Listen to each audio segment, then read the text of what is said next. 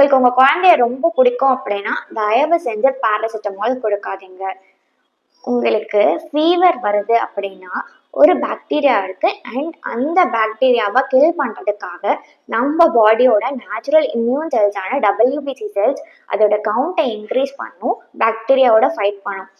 அது ஃபைட் பண்றதால தான் நமக்கு ஒரு சில டிஸ்கம்ஃபர்ட்ஸான பெயின், ஃபீவர் இது எல்லாமே ஏற்படுது. இந்த இடத்துல நம்ம பேராசிட்டமால் எடுக்கும்போது நம்ம பாடியில இருந்து போடுற பெயின் சிக்னல்ஸை பேராசிட்டமால் கட் பண்ணி நர்வ்ஸை காம் டவுன் பண்ணி இங்கே பெயினே இல்லை அப்படின்ற பிலீஃபை வந்து நம்ம பிரெயினுக்கு கொடுக்கும். இது மட்டும் இல்லாமல் பேராசிட்டமால் எடுக்கும்போது ஒவ்வொரு தடவை பேராசிட்டமால் எடுக்கும்போதும் நம்மளோட கட் மைக்ரோபயோம் அஃபெக்ட் ஆகிட்டே தான் இருக்கும். இந்த கட் மைக்ரோபயோம் அஃபெக்ட் ஆனால் கிராஜுவலாக குழந்தையோட இம்யூனிட்டி, டைஜஷன் எல்லாமே ஆல்டர் ஆகிட்டே இருக்கும். இப்போ இதே ஃபீவருக்கு நீங்கள் ஹோமியோபதியில் மெடிசன் எடுக்கிறீங்க அப்படின்னா அது நம்ம பாடியில் ஆக்ட் ஆகி நம்ம பாடியோட நேச்சுரல் இம்யூனிட்டியை பூஸ்ட் அப் பண்ணும். இதனால கிராஜுவலாக அந்த ஃபீவர் வந்து சப்சைட் ஆகிறத நீங்கள் பார்க்கலாம். So be wise and choose homeopathy. Thank you.